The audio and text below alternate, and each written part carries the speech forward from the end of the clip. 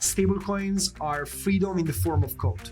For somebody that is maybe selling some goods on the street in Tanzania, having the ability to go from M-Pesa to a US dollar denominated, nobody can take away from you. It's actually extremely powerful. Today's guest is Lorenzo Romagnoli, the co-founder of USDT0. Previously, Lorenzo spearheaded Alloy by Tether, a tethered asset designed to track reference asset prices using Tether Gold as collateral. There's a lot to discuss today, so Lorenzo, welcome on. Thank you so much. Really appreciated the invite. Of course. Yeah, I'm excited to chat with you today. So what made you decide to co-found USDT0, and how does it differ from USDT, which is Tether's stablecoin? Yeah, sure. So a little bit of history of what we've been doing together with my co-founders for the last 4 or 5 years of our life, right? So right after I finished, during my second year of uni, basically, I was starting to look a little bit more into how decentralized finance actually works. We're talking about late 2020, so right at the beginning of DeFi summer, and I started really looking into how cool it is, this new system that this crazy group of people were building on the internet, where you could basically be able to reproduce and interact with all of the usual financial tools that we were all used to in a fully decentralized and permissionless manner, right? So I started looking a lot into that. It was very, very exciting. And then after a while, I started getting closer and closer to the Tether ecosystem. I've always loved the proposition and the idea behind Tether itself.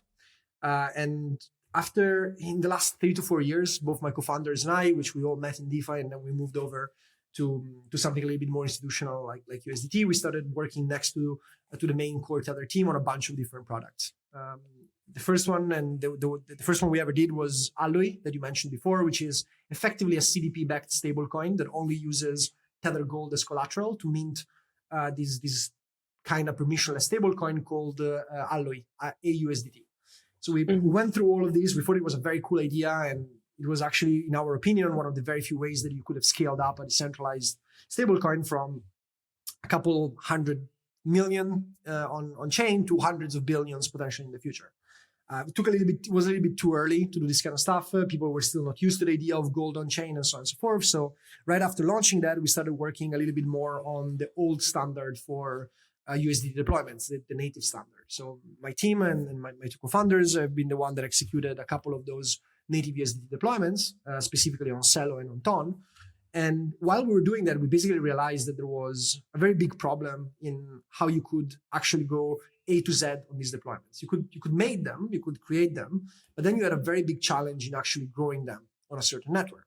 Why? Because before the existence of USDT0, the only way you had as an ecosystem to attract USDT mints on your chain was either you could have people minting directly from Tether, but that's a pretty cumbersome process because like very few entities can actually mint USDT directly from Tether itself.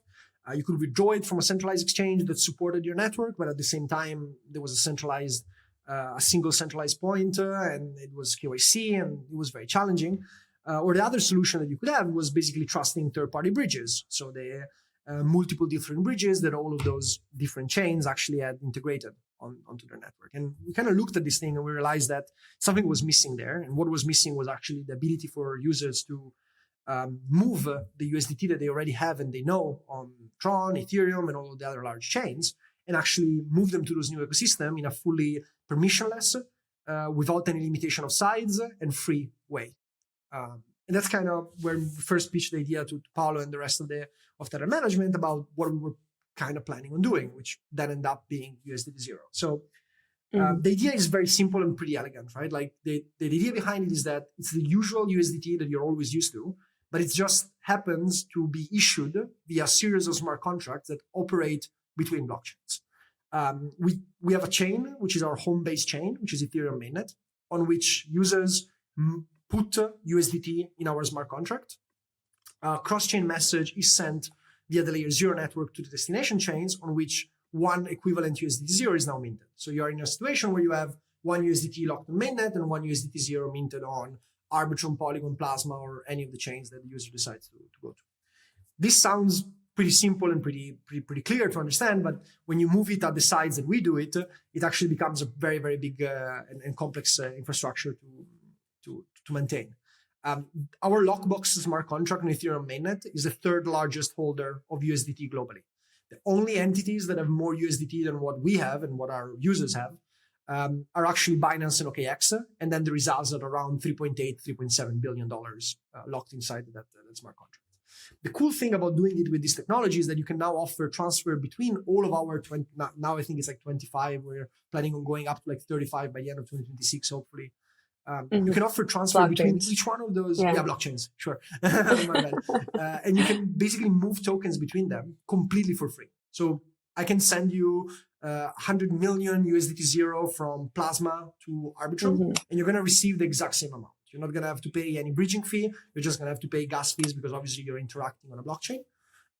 But we're basically removing the entire friction of cross-chain fees and cross-chain risks entirely because we're internalizing it all completely. Is it fair to say that, No, I was going to say, is it fair to say that USDT0 is part of USDT then? Yes. I mean, from an operational perspective, we're still separate entities and we work at least for the next... But it's like it's like rising tide lifts all ships. Like if your ship rises, their ship. So every single time a USDT0 is issued, one USDT needs to exist to back it. So we are completely aligned with the growth of Tether itself because for every single USDT0 holder, there is one USDT being issued into the circulation. And our user base is actually exactly the same as the one as Tether. We ran a lot of analytics on who exactly is using our protocol, and we see the exact same behavioral patterns that every other USDT deployment uses. So we launched all of this in January 2025, and since then we moved I think it's like $90 billion, something like that. So it's really crazy to see. From then to now, what would you say are the behavioral shifts from users? Well, the thing is that when we launched in January last year, we had to teach everyone about what we were doing because the first reaction we got where people are like, oh, no, we just want USDT. Yeah, exactly. Yeah, we were like, well, it is the same thing. Yeah? We're also processing law enforcement requests, listed by centralized exchanges. It just adds you this level of interop on top of it that actually makes a lot of sense. So after this first learning curve was actually passed and was actually taught to the users, then the behavioral were kind of the same. We just saw a gigantic uptake in the volumes being processed. In January 2025, we were moving on a good day between $500K and $1 million every 24 hours. And I remember looking at this number and being completely blown out because I was like, you're telling me that there is $1 million of capital that is moving through something that we built. Using this, Yeah, it's crazy. Yesterday, on average, we move between $100 and $300 million every day now. So the uptake has been completely parabolic, and the actual users base has been kind of the same, just way bigger. We have centralized exchanges, we have normal users, we have hedge funds, payment processors, cross-border remittances, and any kind of similar infrastructures. Wow, very interesting. So exchanges, users, hedge funds, different systems. Where are you seeing most of the volume come from? Is it like a specific category there? Yes. So that's pretty interesting. Actually, the way it works is that 5% of the addresses produce 80% of the volumes. Because these very large entities that have a lot of USDT have a humongous need of moving them between blockchains for free. So while the vast majority of users are sending only $1,000, $10,000, $20,000, you also have those extremely large outliers, like the large centralized exchanges that maybe need to rebalance their $300 million treasury between Plasma and Ethereum mainnet or between Plasma and Polygon. So it is actually extremely interesting to see exactly how this works and those dynamics, because on one side, we are moving a lot of money every day, and this is very exciting. But on the other side, we're also having a lot of small users and small fishes that are just trying to manage their own funds, for example, or manage their own money without having to pay 20, 30, 40 bips every time they transfer it between blockchains. And that's the whole pitch that USDT0 created from the beginning. Our take was, it's your money. There should be no reason for you to pay if you're going from Monad to Arbitrum. All that we're going to do is that we're going to build you this secure highway where you can actually move them between those chains. And I have to say, it's been extremely successful, not because of us. We just made a product and we gave it to the market. And then every single one of those blockchains that chose USDT0, every one of those large payment providers that started accepting USDT0 tokens and so on and so forth. They are the one that actually onboarded all those users and created this gigantic network effect that we're now seeing happening basically every day. Yeah. I mean, Tether has become, if not the, but one of the most systematically important companies from a global financial perspective, obviously within the crypto space, and it is the largest by stablecoin market cap. Obviously, USDT0 is a part of that journey. But from your perspective inside the ecosystem, what do you think most outsiders still must misunderstand about Tether's role in the broader financial ecosystem and how it's really evolving? I have a pretty contrarian take on this because, so I always say this every time I speak with anyone or do interview. I always say this thing because I had a Bitcoin wallet and I had a MetaMask wallet before I had a bank account. I was a kid. Oh my gosh. Yeah, like I have this story that I keep repeating over and over is that I was in London and I was already working, but I was a student back then, right? So my parents were paying for me to stay in London effectively, and I arrived on a Friday and I was broke and I had to write my dad, hey, can you give me my allowance 1 week before now? Because otherwise I'm broke for the weekend and I'm going to eat bread and onions and I'm wrecked. And he said, yeah, sure. I can send you the bank wire today. It's going to arrive on Tuesday though. So you're still going to have to survive over the weekend. I'm like, wait, what are you saying? Like, I need money now. Yeah. You're sending me the money now. Why? You're also paying Why do I have to 200 quid worth of transfer fees. Why are we even waiting for it? So I immediately understood, even if I'm a very lucky person that always lived in not in developing countries, in very economically developed countries, in Europe, et cetera, I immediately understood that there was a need for a version of money that moves faster compared to what we have now.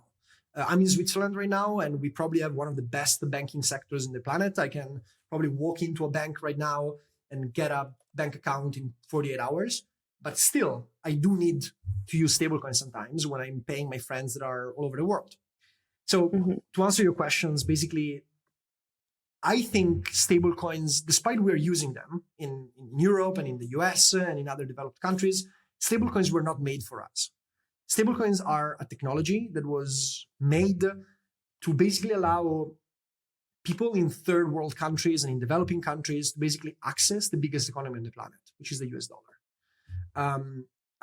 There's a quote that somebody wrote to me under one of my posts on Twitter, which was, stablecoins are freedom in the form of code, because that effectively allows all those people that are literally wasting 40% of the net worth every year against inflation by living in Congo, in Rwanda, in all those places, to basically have an edge against that inflation. And it doesn't look like much to us because me and you can probably have exposure to the US dollar in a very simple way. Yeah. But for somebody that is maybe selling some goods on the street in Tanzania, having the ability to go from M-Pesa to a US dollar denominated, nobody can take away from you. It's actually extremely powerful. So I think this is what most stablecoin issuers are actually missing right now. They're all shooting at the wrong target. They're trying to get to the Europeans. They're trying to get to the USP, to the US persons. They're trying to do all of this stuff without understanding that this is not the user base for which the technology was built. So that's kind of my contrarian take. And I think Paolo and the rest of the Tether team immediately understood it. And if you look at the graph of Tether issuance, you immediately understand, you can see where stablecoins decouped from being just a trading product and a crypto product to be financial freedom tooling for hundreds of millions of people all over the planet.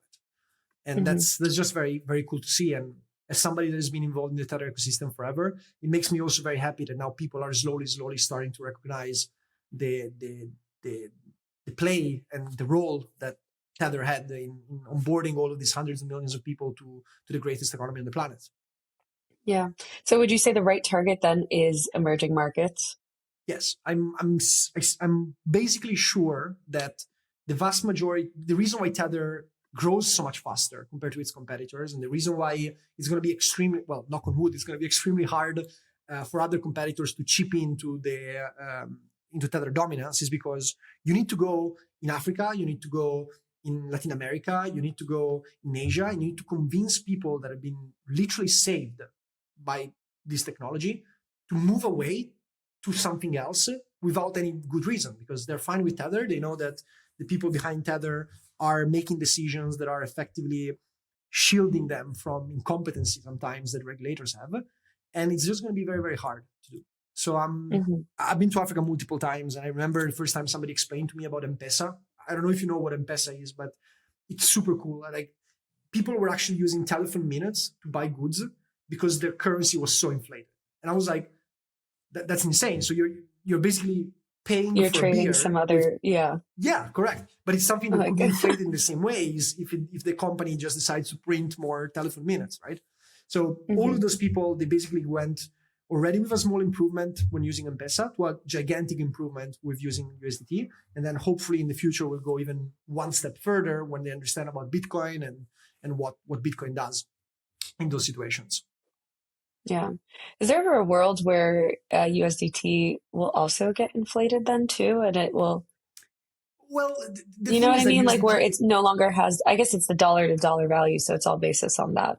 Yeah. Exactly. So as long as the US keeps printing US dollars, you are technically inflating the supply of the US dollar. Which we could feel stateside. Yeah. you can, but it's a different order of magnitude, right? Because like, I think the Turkish lira, I don't want to say something stupid, but I think it got inflated by 9, 10, 20 times more than what the US dollar got inflated over 2022.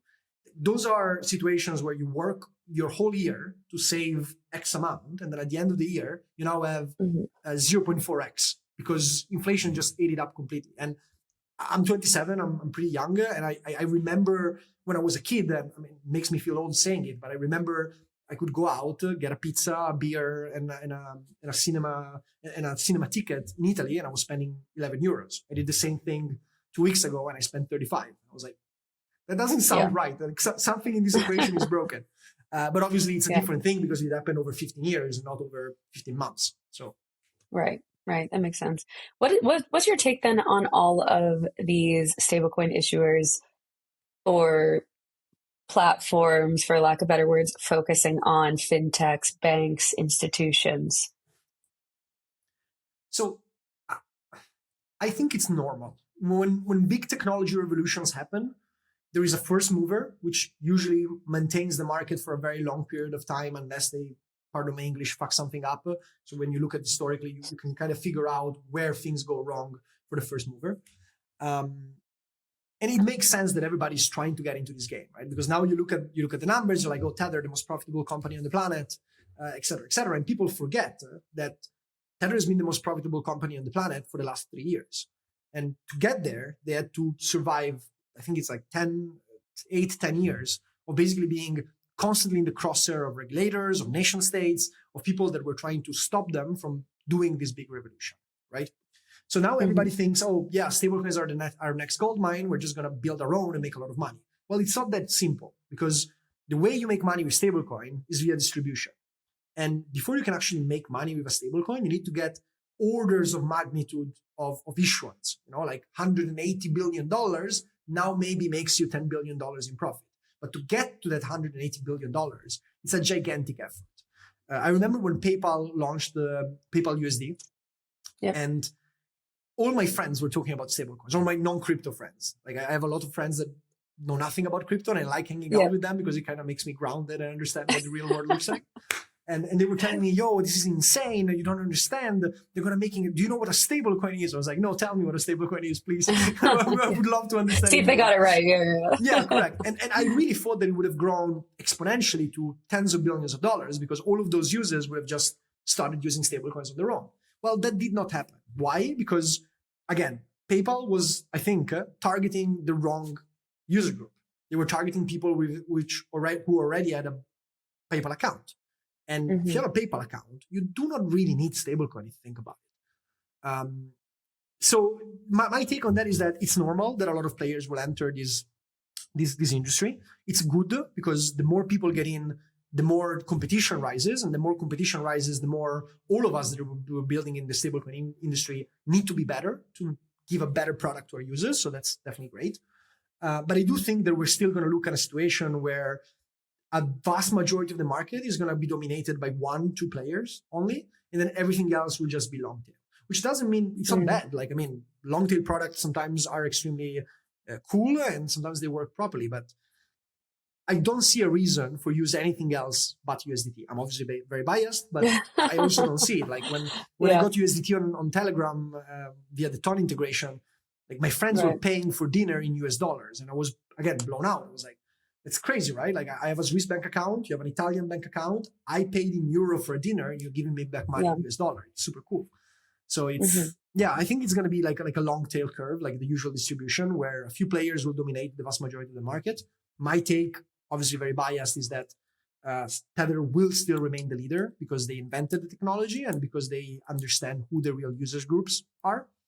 But it wouldn't surprise me if in 10, 15 years we see another large player like PayPal or Western Union or so on and so forth just go all in on stablecoin and improve the system significantly. Yeah.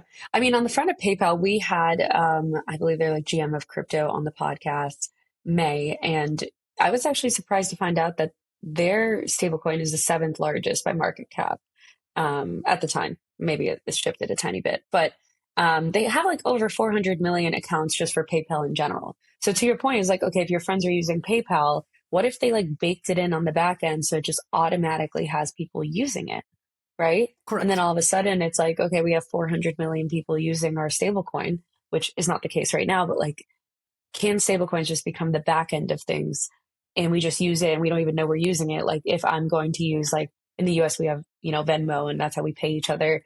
Venmo also kind of got into the stablecoin game, I believe.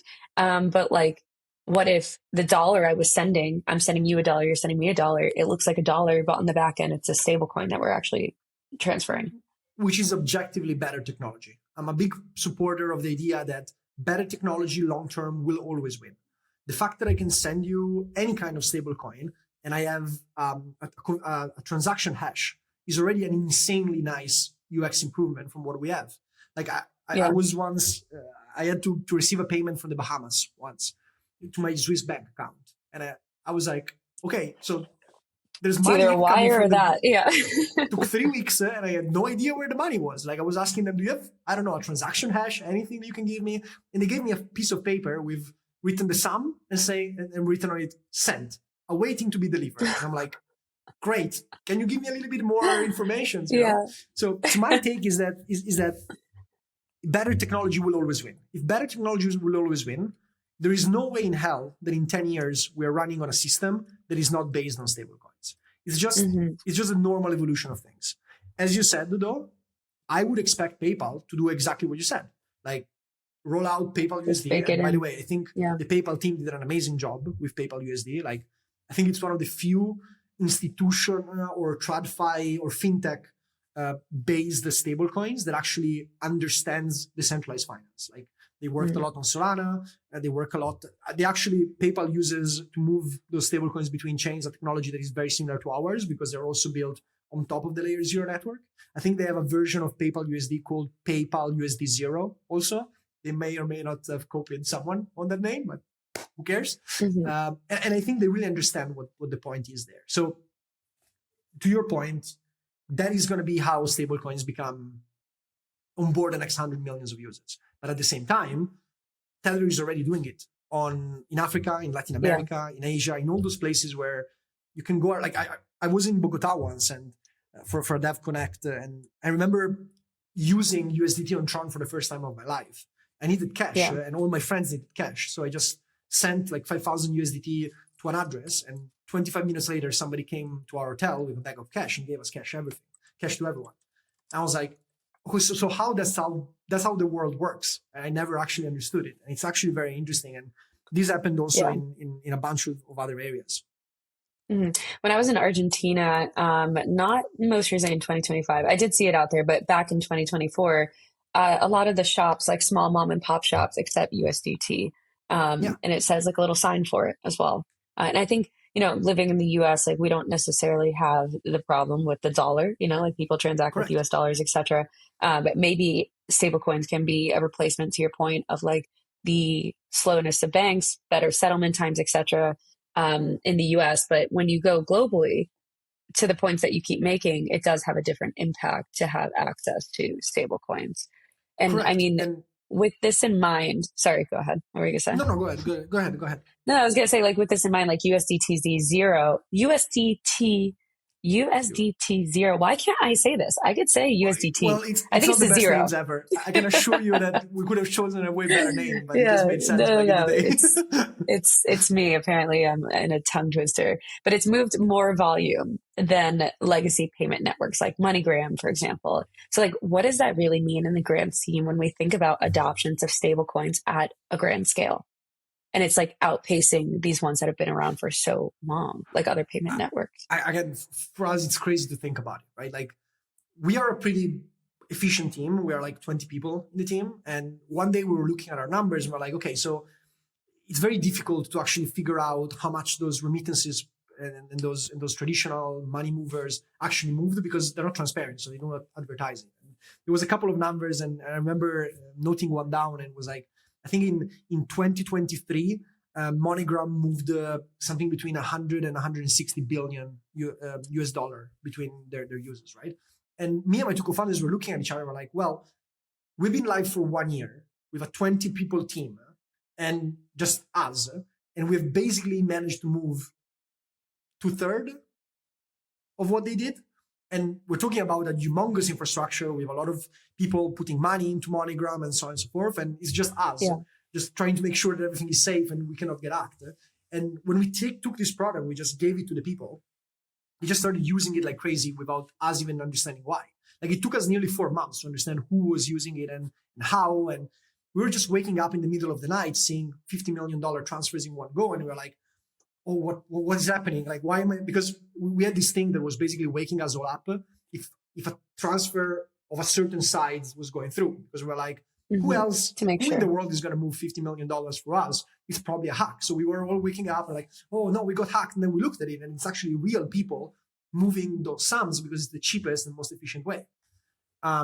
What does it say about the first 50 million transfer? Was February 2025. I remember it because I had a gigantic heart attack in my bed when my patient like woke up. Yeah.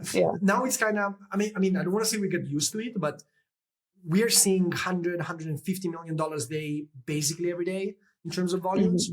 I think our all-time high was the day Plasma, this layer one that is focused completely on USDT, launched, where we moved in 24 hours. We moved, I don't remember if it was 3.8 or $4.2 billion between Ethereum and Plasma. And we were looking at each other and we're like, that's insane that you can just build things that work and that they're secure and that are efficient. You just give it to the free market and you give it to the world, and people just go crazy on it and they just use it constantly. And now we have even more complex integrations now that are completely built by our partners. Like, you can have a payment processor that receives USDT on Arbitrum and then automatically sends it over to Plasma in one transaction, effectively, to basically allow anyone to consolidate, those payment providers to consolidate all of their supply on the chain that they prefer, because it's more capital efficient. And what used to be moving 10, 20, 30K a day, it's now moving 300, 400, 500K a day. And the rate of growth is actually insane. Centralized exchanges are doing the same thing. Large hedge funds that are working in DeFi, they're doing exactly the same as well, because they're like, well, I'm farming with my USDT on Moat. If I have to pay 30 bips to move my USDT into Moat to catch an opportunity, I'm wasting 5 days of farming rewards.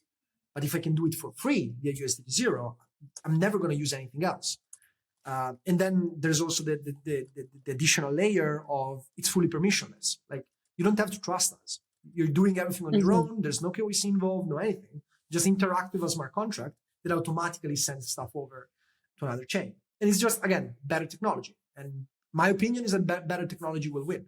And by judging by the amount of adoption that we've seen with our partners, we think we are on the right path. So to ultimately maybe become then the business backbone to the internet, payments, everything across the world globally. So our belief is that Tether is already perfectly positioned to become that. In a world where agentic payments exist and agents are transacting between each other, you cannot use the traditional financial system. It's very straightforward. You cannot wait 3 to 5 hours. You cannot wait 3 to 5 days. You can probably not wait 3 to 5 hours. You cannot pay humongous fees. You cannot have a bank account if you're an agent. All of those interactions and all of those agents will all run on the blockchain, and they will all run on stablecoins in one form or another. Our take is that most of them will run on USDT because it just makes sense. Why would you want to use anything else rather than the biggest and the most efficient product? So our job has only been 5% of that, and make sure that once you can actually move it properly into a chain, so on the same chain, our job is to make sure that with the same setup and with the same efficiency, you can move them between chains. And if we can do that, I always say this thing, which is that our whole pitch is make Tether 1% better. And it's extremely hard because Tether is already amazing. So even marginal upgrade to that is very hard. We're happy. And we think that effectively that's the only way that we can match the speed and volumes and needs that an agentic economy will actually require in the next 5 to 10 years. And everybody's kind of bandwagoning on this now, and it makes sense. But I remember Paolo, the CEO of Tether, pitching the idea of autonomous agents and autonomous vending machines buying their own supply on their own using stablecoin back in 2021, I think it was the first time I heard him saying that. And it's just very, very interesting to see that all of these things that we've been building to get to that point are actually now putting into motion and actually being achieved right now. Yeah. When you talk about AI agents adopting stablecoins, like what does that actually look like in practice today versus like what you're talking about in like 5 years time or something like that? Do you feel like we're at a point right now where we are like at this hockey stick curve adoption, or it's still kind of like this slow and steady grind and people need to get more used to it? I don't think anything will be slow and steady in basically any part of our life, right? Like the revolution that AI gave to each one of us is insane. Like if we had launched USDT0 5 years ago, we would have probably needed a 100-person team to do the same thing that now 15, 20 people do. 15 if you're talking just about the engineers, right? I think the same thing will happen on the adoption scales for this kind of stuff. I have not yet seen something that makes me say, oh, wow, we got there right now, because there are sandboxes and there are agents that are paying for their own data on stablecoins, and it's still relatively small. There's a couple of pieces that we need to fix before we can get there. First of all, we need networks that are fully accessible to not 10,000 TPS, not 20,000 TPS, but millions of TPS of transaction per second. Until you get to that point, you can try running agents on that, but you're never going to get this humongous increase in adoption that you actually need. We need stablecoins that are built for that. So we need peripheral tooling that allows agents to actually interact with the stablecoins in a way that those agents can understand and can replicate and can do it efficiently. And then, which is also what we're working very hard on, you need infrastructure that allows you to not be siloed onto a single network. Like if I'm an agent and I have to pay for my data usage on Ethereum, but I got funded on Plasma, there's no reason. Like how am I going to interact with a centralized exchange? Like you cannot KYC an agent, can you? The only thing you can do is you can build permissionless systems that live fully on chain that the agent can understand, be trained on, and then use autonomously. How that is going to look like in 5 to 10 years, I have not the slightest idea. Like I'm a big sci-fi guy, and like feels like we're living in sci-fi right now. So I wouldn't be able to tell you how this looks like in 5 years. But if you had told me that now 90% of my work in 2026 would have been done just chatting with Claude, I would have not believed you 2 years ago. So I think the same thing will apply if we move it forward to 5 years from now. Yeah. So maybe in the present day then, you were talking before about how like Tether may be too big to fail. So then what would it take to continue to grow it at a meaningful pace to stay in first place? Like that 1% better every single day, week, month, however you calculate it. And then also like what could hurt that? Like, obviously you have to think about like, okay, we're leading the race right now, but like in order to stay ahead, we have to stay ahead. And so what is kind of like the concern maybe of like what could overtake it, or you guys don't think anything could overtake it? Well, that's a good question for Paolo, I guess, but my take on it... Or maybe from your perspective, yeah. From my perspective, the main thing is that you cannot stop innovating. When you are the largest on the planet, it's okay to be slower than anyone else because, again, USDT0 basically works in the same way as what CCTP does for Circle, the cross-chain transfer protocol that Circle pioneered back in 2022, I think it was. They were the one that were trying to catch up with Tether. So they had to take bolder decisions and be faster in actually getting new technology integrated in.